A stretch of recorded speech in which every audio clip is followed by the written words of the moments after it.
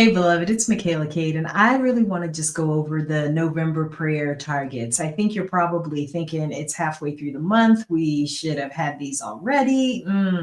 God's timing is perfect. And so you've probably got 2 more weeks in November to pray these and all of December. So we're going to get educated about how to pray through these three things. Why? Because the most impactful thing you can do as an intercessor, as someone who prays for others, or someone who finds joy in having the greatest and the most intimate conversation that you will have every day, is to be able to pray with intention and with an understanding that I understand how to pray and how to understand the answers. Because really, when it comes down to it, when people have problems with prayer, it's not because they don't have a need, and it's not always because they don't believe. It's because they don't get answers.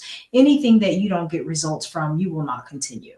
And so I aim to help prayer warriors, men and women of faith, understand how to pray more effectively so that they can get answers. Because understanding this, that the key to living an extraordinary life is to really have an incredible prayer life.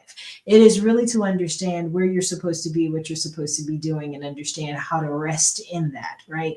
You don't get there without talking to the one who knows everything. You don't get that without learning how to hear. You don't get the strength, the courage, the confidence, all of the things that you need to really be able to prevail in this life without understanding how to pray. So while prayer may seem pretty spiritual and that thing that we can kind of skip, I believe that prayer is foundational to sustain success. I believe that prayer is foundational to expansion and elevation of your life. Okay, enough about that. Let's get to the prayer points. A few weeks ago, I sent something to a prayer team. I said, hey, listen, we're going to be concentrating on deception, distortion, and derailment for the month of November. Those things are pretty negative.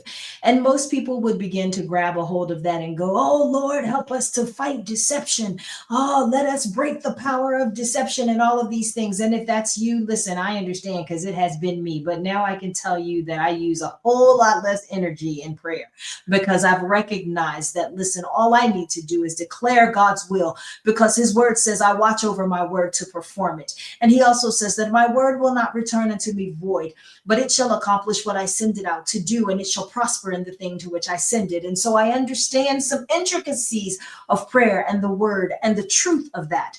So when I say we're praying about deception and we're praying about distortion, we're praying about derailment, what I want you to understand is that that is the negative, but there is also the positive. On the positive side, deception, there must be truth. So I need to be praying that truth will reign.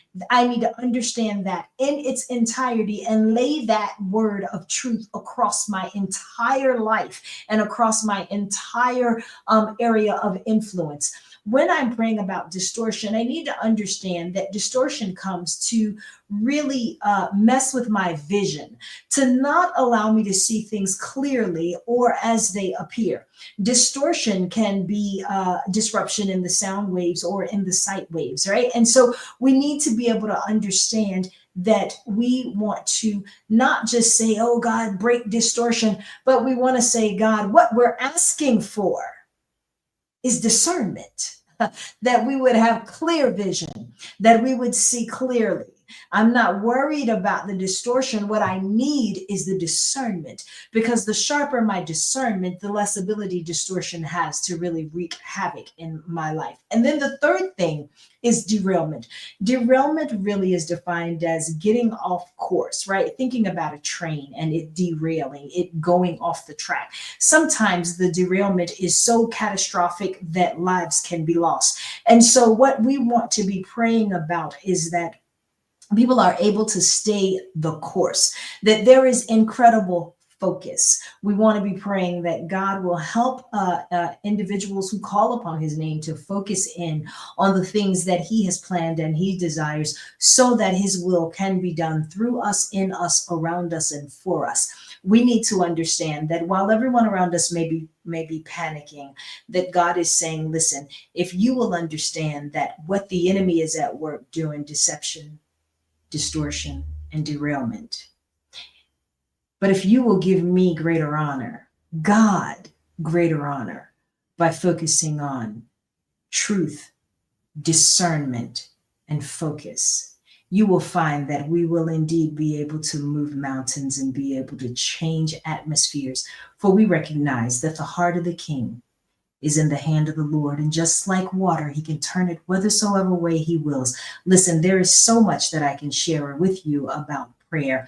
And if you're interested in joining me for maybe a fuller conversation about this, then I would just ask you to follow the instructions that you're going to see on the next screen. Listen, I'm Mikaela Cade. It has been my pleasure to be with you, to share at least these few points with you today. God bless you. Keep praying.